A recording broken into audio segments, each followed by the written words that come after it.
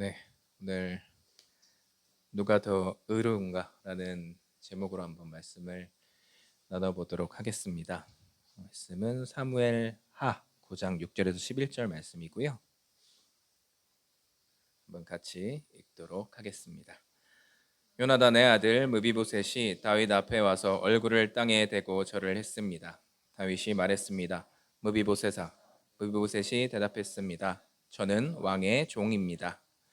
다윗이 무비보셋에게 말했습니다. 두려워하지 마라. 너의 아버지 요나단을 생각해서 너에게 은혜를 베풀고자 한다. 너의 할아버지 사울의 땅을 모두 너에게 돌려주겠다. 그리고 너는 언제나 내 식탁에서 식사를 해도 좋다. 무비보셋이 다시 얼굴을 땅에 대고 다윗에게 절을 하며 말했습니다. 왕께서는 왕의 종에 지나지 않는 저에게 너무 많은 은혜를 베푸십니다. 저는 죽은 개만도 못한 사람입니다. 그 후에 다윗이 사울의 종 시바를 불러 말했습니다. 나는 내 주인의 손자에게 사울과 그의 집안의 소유였던 것을 다 주었다. 너와 너의 아들들과 너의 종들은 무비보셋을 위해 땅을 갈고 곡식과 열매를 거둬야 할 것이다. 그래서 네 주인의 손자 무비보셋에게 양식이 늘 있게 하여라. 그러나 네 주인의 손자 무비보셋은 언제나 내 식탁에서 식사를 할 것이다. 시바에게는 아들 15명과 종 20명이 있었습니다. 시바가 다윗 왕에게 말했습니다. 저는 왕의 종입니다. 저는 내 주이신 왕이 명령하시는 일이라면 무엇이든지 다 하겠습니다. 그리하여 무비보셋은 다윗의 아들들처럼 다윗의 식탁에서 식사를 했습니다. 아멘. 오늘 설교는요, 인물 탐구 형식으로 한번 해보려고 합니다. 제가 이야기를 좀 들려드리는 방식으로 할 거고요. 성경의 두 인물에 대해서 한번 다뤄보려고 합니다. 이게 성경에도 기록이 사실 자세히는 되지 않은 인물들이에요. 그래서 제 상상, 저의 추측 이런 것들이 이제 좀 많이 들어갔다라는 부분을 미리 말씀드리겠습니다. 오늘 다룰 인물들 한 명의 이름은 시바고요. 또 다른 한 명은 무비보셋입니다. 이 두 사람의 관계의 중심에는 다윗 왕이 있습니다. 이 무비보셋에게 유명한 아버지와 또 굉장히 유명한 할아버지가 있죠. 아버지의 이름은 요나단이고요. 네, 할아버지는 사울입니다. 잘 아시다시피 사울은 이스라엘의 초대 왕이죠. 요나단은 왕자였으니까 무비보셋은 이제 왕손이 되는 거죠. 아시다시피 사울은 평생 동안 이제 다윗을 적으로 대했습니다. 끊임없이 다윗을 죽이려고 했었죠. 반면에 요나단은 사울의 아들임에도 다윗을 제 몸처럼 아꼈습니다. 다윗이 사울에게서 도피 생활을 오래 하잖아요. 도피하기 전에 월삭 날이 있었습니다. 그 달에 이제 초하루죠. 월삭 날에 이제 다윗이 사울의 가족들과 3일 동안 식사를 하게 되어 있었어요. 이제 다윗은 사울이 나를 해치려 하는지 아닌지 시험을 해보고 싶었습니다. 그래서 식사 자리에 가지 않기로 했어요. 명분은 내가 집안의 제사를 드리러 아버지의 집 이새의 집으로 고향으로 가보겠다, 다녀오겠다라는 명분을 삼았죠. 그리고 사울이 어떻게 반응하는지 한번 보려고 했어요. 사울은 다윗을 내심 미워하고 있었고 항상 의심하고 있었기 때문에 감시하고 싶어 했어요. 다윗을. 만약에 사울이 정말 다윗을 죽이고자 했다, 죽이려는 마음을 갖고 있었다라면은 다윗이 자기 시선에 이제 사라졌을 때 분노하는 마음을 드러낼 것이 이제 분명했죠. 그래서 요나단이 다윗을 도와주기로 했습니다. 사울이 분노해서 다윗을 죽이려고 하는지 그렇지 않은지 그것을 본 다음에 다윗에게 신호를 주기로 했어요. 다윗이 숨어 있는 곳에 화살을 쏘기로 했죠. 화살을 쏜 다음에 시종을 보내는 겁니다. 그리고 만약에 사울이 다윗을 죽이려 했다 했으면 시종에게 어차피 화살이 네 뒤에 떨어졌으니까 잘 찾아봐라 라고 얘기를 하기로 했고, 살려주려고 하는 마음이 있었다 사울이, 그렇다면 화살이 네 앞에 떨어졌다, 앞에 떨어졌으니까 잘 찾아봐라 라고 얘기를 하기로 했어요. 어떻게 됐을까요? 요나단이 사울에게 이렇게 얘기했죠. 다윗이 가족 제사 때문에 고향인 베들레헴으로 갔다고 합니다. 얘기하니까 사울이 분노하죠. 그리고 다윗을 죽여야 하니까 당장 사람을 보내서 다윗을 끌고 와라 라고 얘기를 합니다. 결국 다윗은 사울에게서 벗어나서 긴 도피 생활을 시작하게 되죠. 그런데 이 사건이 있기 직전에, 이 화살을 쏘는 이 사건이 있기 직전에 다윗은 요나단과 한 가지 언약을 맺습니다. 언약의 내용은 이것이었어요. 요나단이 이 월삭 식사 자리에서 사울 왕의 마음을 알아보고 나쁜 마음을 사울 왕이 품고 있는지 그 여부를 다윗에게 알려줄 테니까, 그리고 사울이 다윗을 해치려고 한다면 다윗이 도망가도록 도와줄 테니까 요나단의 집안 사람들에게 다윗 네가 사랑을 베풀어 달라라고 말하는 것이었습니다. 그 이유는, 이렇게 약속을 맺은 이유는 요나단이 다윗을 목숨처럼 사랑했기 때문이다 라고 성경은 기록하고 있죠. 요나단은 사울의 아들이었고 다음 왕이 될 가능성이 가장 높은 사람이었어요. 그러니까 권력 관계로 보면은 왕권을 위협하는 다윗은 요나단에게는 적이 되는 거죠. 그럼에도 불구하고 요나단이 개인적으로는 다윗을 너무나 사랑했고, 하나님의 뜻을 따르는 사람의 입장에서는 하나님께서 다윗을 택하셔서 이스라엘의 왕으로 세우실 것이다 라고 굳게 믿고 있었습니다. 그래서 다윗에게 부탁한 거죠. 내 집안 사람들에 대한 사랑을 버리지 말아달라, 내 집안 사람들을 끝까지 좀 돌봐달라 라고 부탁을 한 겁니다. 다윗이 오랜 도피 생활을 이어가던 와중에 사울이 블레셋 군대와 전투를 벌이죠. 그 전투에서 사울이 사망하고요. 또 이 전투에서 사울의 아들 3명이 사망을 하게 됩니다. 그리고 그 아들 중에 요나단도 있었죠. 그 후에 사울의 아들인 이스보셋이 왕위에 오릅니다. 왕위에 올라서 한 1, 2년을 이스라엘을 다스려요. 그런데 민심은 점점 다윗에게로 향해 갑니다. 결국 어떻게 되냐면 사울의 장교였던 2사람이 이스보셋을 살해하게 되죠. 그래서 사울의 집안이 완전히 몰락하고요.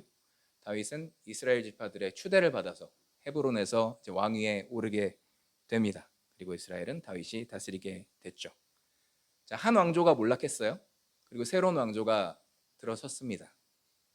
무슨 일이 벌어질까요? 무슨 일을 해야 될까요? 새로운 왕조는 보통은 숙청입니다. 숙청이에요. 자, 고려가 망하고 태조 이성계의 조선이 들어섰어요. 그리고 나서 어떤 일이 벌어졌느냐? 이 왕위 계승에 가까웠던 왕씨 사람들 일족의 130명이 제거됐습니다. 숙청당했다고 해요. 야사에 따르면 이제 왕씨 일족들을 모으죠.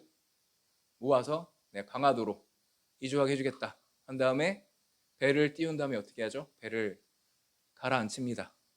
그런 내용이 이제 야사의 정사는 아니고요. 야사의 기록이 되어 있습니다. 일본에서도 마찬가지였어요.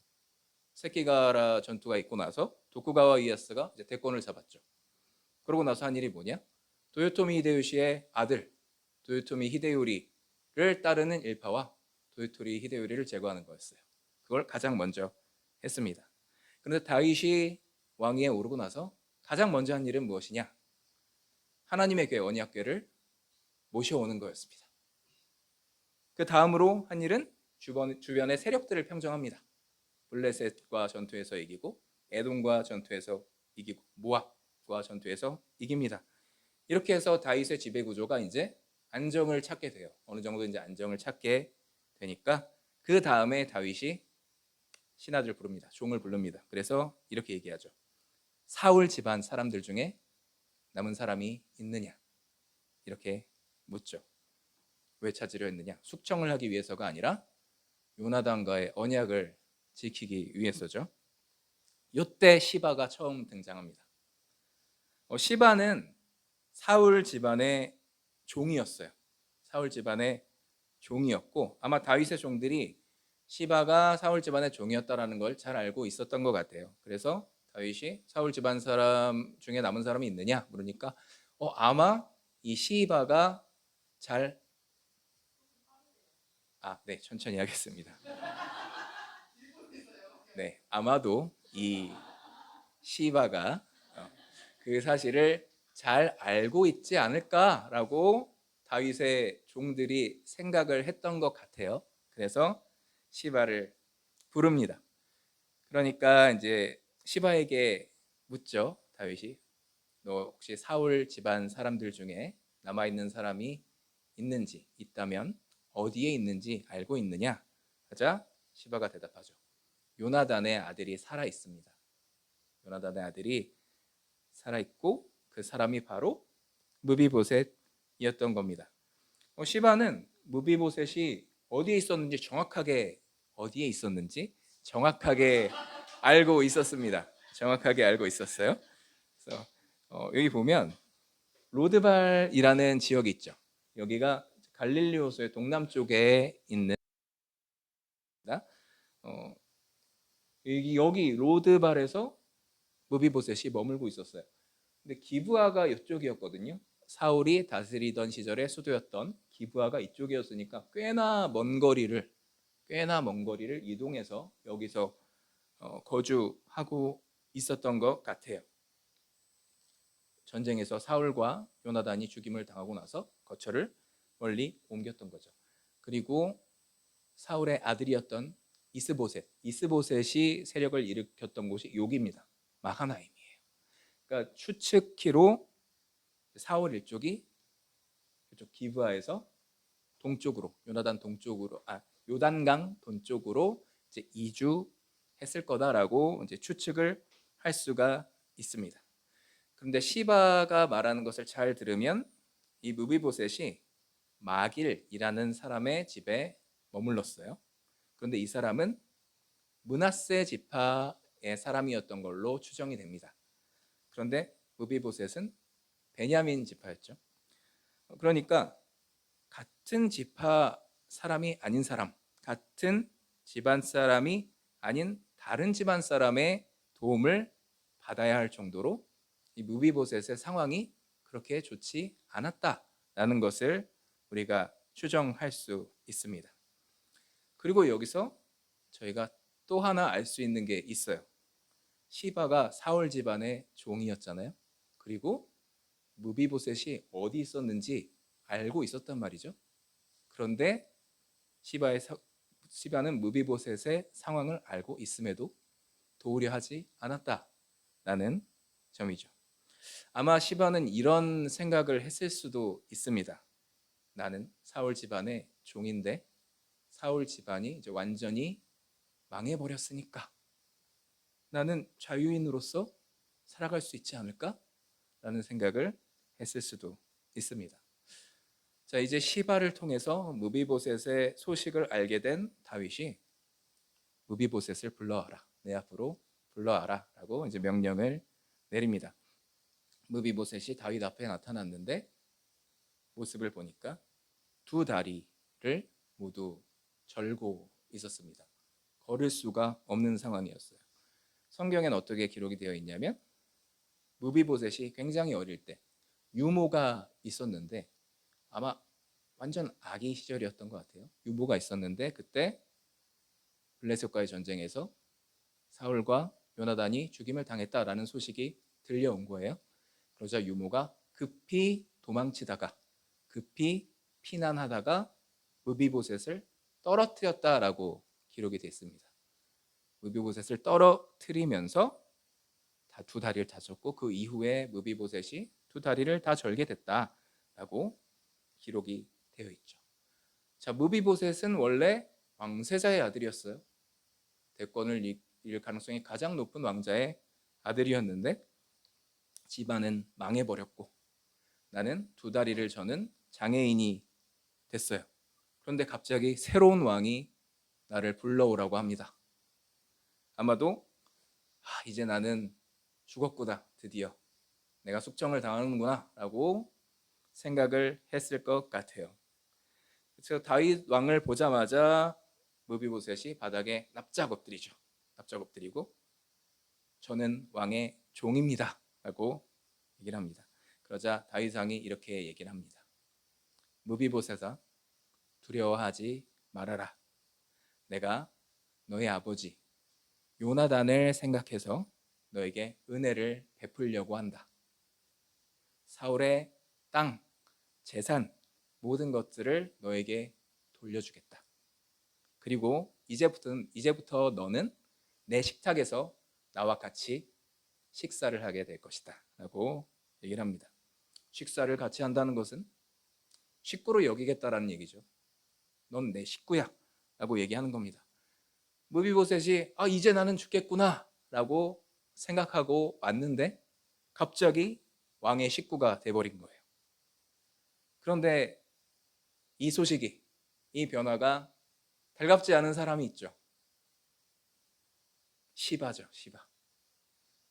이 시바라는 사람을 성경에서 어떻게 묘사하는지 한번 살펴보면 보통 종은 아니었어요. 보면 제가 표를 안 넣었네요. 어떻게 기록이 되어 있냐면 시바에게 아들이 15명이 있었다. 그리고 종이 20명이 있었다라고 기록이 되어 있습니다. 딱 보기에도 저희가 일반적으로 생각하는 종의 모습은 아니죠. 아들이 15명이었으면 딸까지 있을 거라고 생각하면 거의 자녀는 30명에 달하는 게 되고요. 종들도 있었잖아요. 20명이 있었어요. 그러니까 시바는 사울 집안의 종이었던 건 맞는데 아마도 실제로는 어떤 사울 집안의 재산을 관리하는 그런 역할을 맡았을 가능성이 굉장히 높아요. 지금으로 치면 직원 한 20명쯤 되는 중소기업 사장 정도는 되는 거예요. 근데 무비보셋은 어땠을까요? 성경에는 무비보셋이 아들이 1명 있었다라고 얘기합니다. 그 아들의 이름은 미가였다라고 기록이 되어 있어요. 이 두 사람의 상황이 완전히 대비가 되는 거죠. 시바는 명목상으로는 사울 집안의 종이었지만 실제로는 많은 재산을 가지고 있는 강자였어요. 부자였어요. 반면에 무비보셋은 재산도 없고 다른 집안의 식객으로서 몸을 의탁하고 있는 약자였던 거죠. 그런데 갑자기 다윗 왕이 사울의 재산을 무비보셋에게 다 주겠다, 돌려주겠다라고 얘기하는 거잖아요. 시바는 어떻게 돼요? 다시 무비보셋의 종이 되어 버리는 거예요. 다윗이 시바에게 어떻게 말했는지 한번 같이 읽어보겠습니다. 그 후에 다윗이 사울의 종 시바를 불러 말했습니다. 나는 내 주인의 손자에게 사울과 그의 집안의 소유였던 것을 다 주었다. 너와 너의 아들들과 너의 종들은 무비보셋을 위해 땅을 갈고 곡식과 열매를 거둬야 할 것이다. 그래서 내 주인의 손자 무비보셋에게 양식이 늘 있게 하여라. 그러나 내 주인의 손자 무비보셋은 언제나 내 식탁에서 식사를 할 것이다. 자, 시바의 입장에서 보면 이제 사울의 집안이 무너졌고 나는 가진 재력이 있고 자녀들도 많아요. 그런데 갑자기 무비보셋이 새 주인이 됐어요. 나뿐만 아니라 내 자녀들까지 다 다시 종이 됐어요. 기분이 어땠을까요? 결코 좋지는 않았습니다. 하지만 시바는 다윗 앞에서 저는 왕의 종입니다. 왕께서 어떤 말씀을 하시든지 저는 그 말씀을 따르겠습니다 라고 얘기를 합니다. 그렇게 무비보셋은 도망자에서 다윗의 식구로 위치가 격상됐고 다윗의 식사 자리에서 함께하면서 아주 평안한 나날을 보내고 있었습니다. 그런데 한 사건이 벌어지죠. 한 사건이 벌어지면서 그 평화로운 나날이 한순간에 끝나버리고 맙니다. 그 사건은 바로 다윗의 아들이었던 압살롬이 반란을 일으킨 사건이었죠. 사실 압살롬이 반란을 일으킨 것은 바로 다윗이 지은 죄의 영향이었죠. 우리아의 아내 밧세바를 자신의 여인으로 취하기 위해서 우리아를 전쟁터에서 죽도록 유도했고요. 그때 나단 선지자가 다윗 왕에게 찾아와서 하나님의 뜻을 전하죠. 이제 너희 집안에서 칼이 떠나지 않을 것이다. 그리고 너는 은밀한 가운데서 이 죄를 행했지만 나는 네 아내를 빼앗아서 다른 사람에게 줄 것이고 그 사람은 백주에 대낮에 네 아내를 취하게 될 것이다 라고 이야기를 합니다. 압살롬이 반란을 일으켰고요. 다윗은 예루살렘 성에서 피난을 떠납니다. 다윗의 심정이 정말 비참했겠죠. 더구나 압살롬은 다윗이 정말 사랑했던 아들이었어요. 정말 사랑했던 아들이었는데 그 아들에게 왕위를 찬탈당하고 이제 모든 것을 잃고 이전에 사울 왕에게서 도망다녔던 그 시절처럼 도피를 해야 되는 상황이 온 겁니다. 다윗의 마음이 굉장히 무거웠을 거예요. 이 다윗이 절망 속에서 발걸음을 옮길 때에 한 사람이 눈앞에 나타납니다. 그 사람이 바로 시바였어요. 시바가 나타납니다. 다윗이 보니까 시바가 오는데 낙이 2마리를 끌고 와요. 낙이 2마리를 끌고 오는데 거기에 뭐가 잔뜩 실려 있는 거예요. 보니까 먹을 것들이에요. 빵, 건포도, 무화과로 만든 과자, 포도주 이런 것들이 가득가득 실려 있는 겁니다. 혹시 삼국지 보셨습니까? 삼국지? 삼국지에 보면 한 나라가 망하잖아요. 망하면서 진나라였나요? 진나라가 망하면서 이제 황제가 있죠. 황제. 헌제가 피난을 갑니다. 헌제라는 황제가 있는데 피난을 가요. 왜 피난을 가냐면 원래 헌제가 동탁의 인질로 잡혀 있었어요. 동탁의 인질로 잡혀 있었는데 여포가 초선에게 이제 딱 반해가지고 연한계라는 계책에 걸려서 자기 아버지였던 동탁을 죽이죠. 죽이고 나서 이각과 곽사라는 장군들이 반란을 일으킵니다. 그래서 막 혼란 상태가 돼요. 그 틈에 이제 헌제가 동탁이 있던 그 땅에서 도망을 나옵니다. 계속 피난을 해요. 근데 급하게 나오다 보니까 식량이고 뭐 옷이고 뭐 하나도 챙길 것 없이 그냥 나와요. 정말 고난의 행군을 해요. 긴 시간 동안. 그런데 그 소식을 듣고 기회는 이때다. 내가 헌제를 모셔야겠다라고 생각했던 사람이 있습니다. 그 사람이 조조였어요. 조조가 헌제를 모셔옵니다. 자신이 이제 다스리고 있던 낙양 땅으로 이제 모셔와요. 낙양으로 모셔와서 정말 거짓골이에요. 황제가 완전 거짓골인데 보시면 이런 모습이거든요. 어두워서 잘 안 보이실 텐데 거짓골이 됐어요. 옷도 막 다 해지고 막 얼굴에 막 검댕 같은 거 묻어있고 이렇습니다. 드라마입니다. 드라마에서 이렇게 묘사를 하고 있어요. 이때 조조가 황제에게 딱 나가려고 해요. 나가려고 하는데 황제를 내가 모셨으니까 앞으로 가면서 뭔가 선물을 하나 드려야겠는데 책사들한테 물어봅니다. 선물을 뭐 하는 게 좋을까? 책사가 넌지시 와서 이걸 선물로 드리면 좋을 것 같습니다. 얘기해요. 그리고 가서 조조가 황제에게 선물을 하나 딱 바칩니다. 이게 무엇이었을까요? 퀴즈입니다. 무엇이었을까요? 그릇처럼 보이지 않습니까? 이게 뭐였냐면 막 끓인 고깃국이었어요. 막 끓인 고깃국. 정말 오랜 시간 동안 굶주렸을 거 아니에요, 황제가.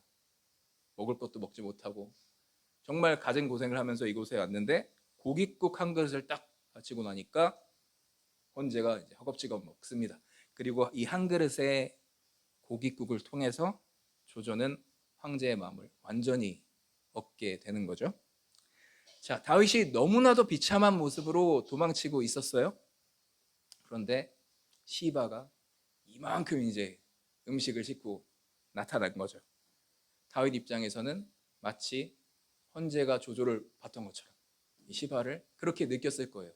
와, 내가 가장 비참한 이 순간에 나를 위해서 이렇게 싣고 오는 음식을 싣고 오는 사람이 있구나 라는 생각을 한 거죠.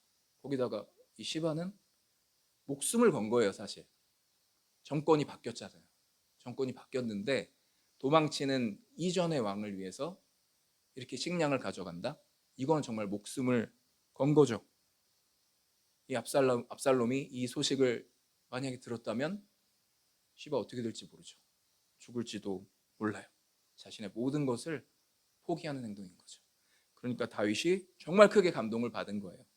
자, 그리고 다윗이 나귀를 보고 이렇게 시바한테 묻습니다. 무슨 뜻으로 이걸 가지고 왔니? 이렇게 물어봐요. 이게 어떤 얘기냐면 시바는 무비보셋의 종이잖아요. 무비보셋의 종이에요. 그러니까 무슨 뜻으로 이것을 갖고 왔느냐라는 것은 이 음식 혹시 무비보셋이 보낸 거니? 라고 물어보는 거예요. 그런데 시바가 엉뚱한 소리를 해요. 이렇게 물어보니까 빵과 이 무화과는 이제 먹으라고 드시라고 가져왔고요. 그리고 포도주는 마시라고 가져왔습니다. 당연한 얘기를 해요. 뭐 무슨 뚱딴지 같은 얘기를 하는지 모르겠어요. 이게 무슨 얘기냐? 다윗의 물음의 뜻을 알았어요. 시바는 알았는데 대답을 회피하는 거죠. 회피합니다. 왜 대답을 회피했느냐? 다윗이 다시 묻습니다. 무비보셋은 어디 갔느냐? 무비보셋은 어디 가고 너만 이렇게 왔느냐? 물어보죠. 그러자 시바가 기다렸다는 듯이 이렇게 얘기를 합니다. 왕이시여, 무비보셋이 예루살렘에 그대로 남아 있는데 이제 다윗 왕이 물러났으니까 이제 사람들이 나에게 내 할아버지의 나라, 이 나라를 나에게 돌려주겠지라고 생각하고 있습니다. 이렇게 얘기를 하는 거예요. 시바가 무비보셋이 그렇게 잘 대해준 다윗 왕을 배신하고 다시 왕위에 오를 꿈을 꾸고 있다라고 시바가 얘기를 하는 겁니다. 그런데 사실 조금만 생각해 보면 이 시바의 말이 얼마나 말도 안 되는지 쉽게 알 수 있죠. 반란을 압살롬이 일으켰고 압살롬이 정권을 잡았는데 뜬금없이 무비보셋에게 왕위를 준다? 말도 안 되는 일입니다. 다윗이랑 오히려 식구처럼 지냈으니까 죽임을 당하면 당했죠. 왕위를 줄 리는 없어요. 그런데 상황이 워낙 안 좋다 보니까 다윗도 평정심을 잃었던 것 같아요. 이 대답의 진위를 분별하지 못하고 무비보셋에게서 굉장한 배신감을 이제 느끼는 거죠. 그래서 시바한테 이렇게 말합니다. 그래, 그렇다면 무비보셋이 가진 재산 모두 너에게 주겠다 라고 말을 해버립니다. 그 후에 일어난 일들은 잘 알고 계실 겁니다. 사울 집안 사람 시므이가 와서 다윗을 쫓아다니면서 저주하고 욕하고 이런 일이 벌어지죠. 그리고 다윗 왕의 신하였지만 압살롬을 속이기 위해서 남아 있었던 후세, 그 후세가 아히도벨, 압살롬의 책사였던 아히도벨과 압살롬 사이를 이간질합니다. 아히도벨은 지금 빨리 쫓아가서 다윗 왕을 잡아야 됩니다. 다윗 왕을 공격해야 됩니다. 얘기하는데 후세는 그러면 안 됩니다. 저희 군대가 아직 다 준비가 안 됐는데 혹시 갔다가 지면 어떡합니까? 지면 다른 이스라엘 지파들이 다윗 왕을 다시 지지하게 될 겁니다. 라고 이제 얘기를 하는 거죠. 그래서 압살롬의 그 지혜가 확 갑자기 흔들리면서 이제 후세의 뜻을 따르게 되죠. 막 이런 일들이 벌어집니다. 그래서 후세 덕분에 다윗이 압살롬의 추격을 피할 수 있었죠. 피하고 나서 마하나임에 갑니다. 그래서 세력을 다시 회복을 하게 되고요. 결국 압살롬과의 전투에서 승리하게 됩니다. 그리고 이제 승리를 했으니 다시 도성으로 돌아와야죠. 예루살렘으로 돌아옵니다. 다윗이. 그때 다윗을 저주했던 시므이는 베냐민 지파 사람이었죠. 사울 집안 사람이니까 시므이와 베냐민 지파 사람들이 다 이제 나옵니다. 다윗을 맞이하러 나와요. 그리고 다윗 앞에서 납작 엎드려서 용서를 구하게 되죠. 이때 시바도 같이 나옵니다. 시바도 같이 나와요. 그리고 그 자리에 또 한 사람이 나타납니다. 그 사람이 바로 무비보셋이죠. 무비보셋이 나타났어요.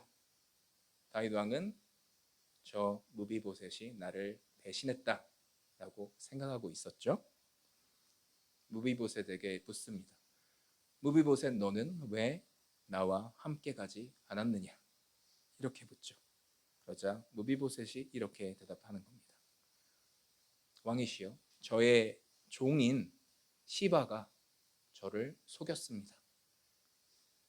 제가 시바에게 내가 다윗 왕을 따라가려고 하니까 나귀를 준비해라. 내가 걷지를 못하니 나귀의 안장을 씌우고 그 안장에 앉아서 다윗 왕을 따라가겠다라고 얘기를 했는데 시바가 그 말을 듣지 않고 그 나귀에 무비보셋이 아닌 음식을 싣고 무비보셋을 버려두고 다윗 왕을 쫓아갔다라고 얘기를 하는 거죠. 다윗 왕이 무비보셋을 잘 살펴보니까 수염이 막 이렇게 자라 있고요. 옷과 몸에서 막 냄새가 나요. 알고 보니까 무비보셋이 다윗 왕이 이제 예루살렘을 떠나고 나서 그날부터 발도 안 씻고 수염도 안 깎고 옷도 빨지 않고 애통하는 마음으로 계속 있었던 거예요. 나의 주인, 나의 식구인 다윗 왕이 왕위에서 쫓겨났으니까 나는 너무나 슬프다. 그런 슬픔을 그런 방식으로 표현을 했던 거죠. 압살롬이 권력을 잡은 상황에서 공공연하게 그런 슬픔을 드러낸다라는 것은 이것도 역시 목숨을 거는 거죠. 압살롬에게 죽임을 당할지도 모르는 일이에요. 자, 이 행동을 봤을 때 무비보셋은 다윗 왕을 배신한 게 아닌 것 같죠? 자, 이 억울하잖아요. 그런데 시바가 나를 속이고 다윗 왕에게 내가 마치 다윗 왕을 배신한 것처럼 얘기를 했어요. 억울하죠? 억울함을 충분히 다윗 왕에게 얘기할 만한데 무비보셋은 이렇게 얘기를 합니다. 함께 읽겠습니다. 내 주 왕이시여, 왕께서는 하나님이 보내신 천사와도 같으신 분입니다. 그러니 왕께서 판단하시기에 옳은 대로 결정하십시오. 제 아버지의 모든 집안은 내 주 왕 앞에서 죽어 마땅했으나 왕께서는 저를 왕의 식탁에서 함께 먹는 사람들 가운데 앉혀 주셨습니다. 그러니 이제 저는 왕께 더 바랄 것이 없습니다. 저는 억울함도 어떤 억울함도 얘기하지 않겠습니다.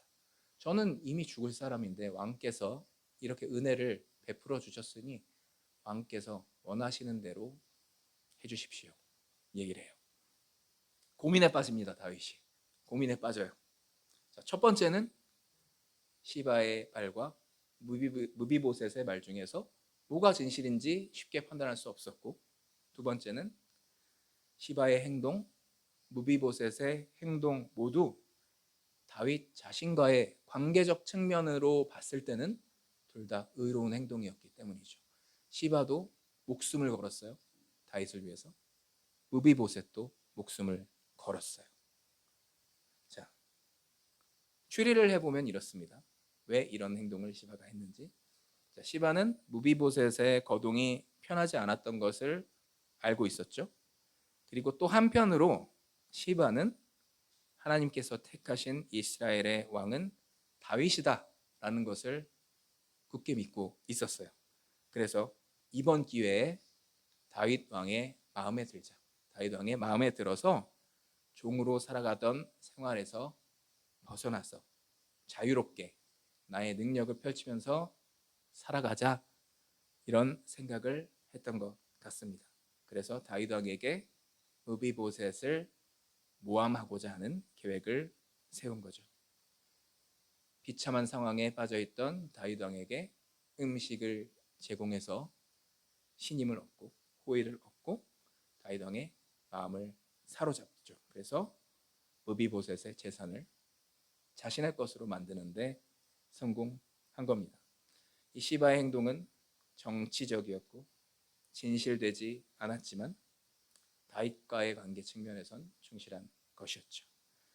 그리고 무비보셋 입장에서도 다윗 왕을 위해서 애통하는 모습을 보인다는 것은 목숨을 거는 일이었죠. 잘못하면 압살롬에게 적을 위해서 애통했다라는 명목으로 멸문지화를 당할 수 있었던 행동이었어요. 자, 다윗은 어떤 선택을 했을까요? 다윗이 어떤 결정을 했는지 한번 같이 읽어보겠습니다. 왕이 그에게 이르되 내가 어찌하여 또 내 일을 말하느냐? 내가 이르노니 너는 시바와 밭을 나누라 하니. 자, 다윗이 이렇게 결정을 합니다. 무비보셋 네 재산을 시바와 반반 나누어라, 이렇게 얘기를 합니다. 이 결정을 들어보면 어떤 한 장면이 떠올라요. 바로 솔로몬의 재판이죠. 솔로몬의 재판이 떠오릅니다. 자, 두 여인이 한 아이를 두고 서로 이 아이는 내 아들이다, 내 자녀다라고 주장할 때 솔로몬이 아이를 그럼 반 갈라서 한쪽씩 가져라 라고 얘기를 하죠. 그러자 한 여인이 아닙니다, 아닙니다, 그냥 저 여인에게 아이를 주십시오 라고 이야기를 합니다. 재판에서 지더라도 자기 아이의 목숨을 빼앗는 일은 막고 싶었던 거죠. 그래서 솔로몬은 여인의 행동을 통해서 누가 진짜 아이의 엄마인지 알 수가 있었죠. 자, 다윗의 이 선택에 무비보셋이 어떻게 반응했을까요? 함께 읽도록 하겠습니다. 무비보셋이 왕에게 말했습니다. 시바에게 땅을 다 주십시오. 저는 내 주 왕께서 집에 평안히 돌아오신 것만으로도 만족합니다. 나의 재산이 어떻게 되든 저에게 기쁜 일은 저에게 은혜를 베푸신 나의 식구가 되어주신 다윗 왕께서 무사히 다시 돌아오신 일입니다. 그러니까 재산을 시바에게 다 주셔도 좋습니다. 저는 좋습니다. 라고 대답하는 겁니다. 자, 무비보셋의 대답을 통해서 아마도 다윗은 무비보셋의 마음을 정확히 확실하게 알 수 있게 됐을 겁니다. 그 이후에 무비보셋과 시바가 어떻게 됐느냐? 기록이 없습니다. 네, 무비보셋과 시바의 기록은 여기서 끝이 나요. 그 이후에 어떻게 됐는지 알 수가 없습니다, 우리가. 다만 이 무비보셋의 답변으로 기록이 끝난다라는 점으로 봤을 때 아마도 사무엘 하에서는 무비보셋의 입장을 더 지지하고 있는 것처럼 보입니다. 만일 여러분이 다윗이라면 어떤 선택을 하셨을까요? 진실되진 않지만 위기 속에 있었던 나에게 실질적인 도움을 줬고 나를 위해 목숨을 걸었던 시바라는 사람이 있고요. 나에게 딱히 도움은 되지 않았지만 나에게 역시 진실했고 나를 위해서 애통했었던 사람, 그리고 재물과 권력보다 나를 더 귀하게 여기는 사람 무비보셋이 있습니다. 어떤 사람이 나에게 더 의로운 사람일까요? 성경은 이 질문에 대해서 직접적으로 답을 해주지는 않습니다. 성경이 답을 해주지 않기 때문에 이 질문에 대해서 우리는 더 다양한 관점으로 생각을 해볼 수 있고요. 그런 생각들이 우리의 믿음을 더 풍성하게 만드는 것 같습니다. 이 질문에 대해서 한번 함께 생각해 봤으면 하는 마음에서 오늘 말씀을 같이 나눠 봤습니다. 기도하시겠습니다. 사랑의 하나님, 주님 은혜에 감사드립니다. 관계에 있어서의 의로움이란 무엇입니까? 또한 하나님을 바라보는 저희가 하나님과의 관계 앞에서 어떻게 행동을 해야 합니까? 하나님, 이 시바와 무비보셋의 이야기를 통해서 저희가 이 질문에 대해서 고민해 봤으면 합니다. 하나님, 저희가 주님 앞에 의로운 자들이 되기를 원합니다. 하나님과의 관계를 생각하고 하나님과의 관계에 대해서 충실한, 신실한 사람이 되기를 원합니다. 성령님, 저희와 함께 하시사 저희가 어떻게 판단하고 어떻게 결정하고 어떻게 행동해야 할지 알려주시고 함께하여 주시옵소서. 살아계신 예수 그리스도의 이름으로 기도드립니다.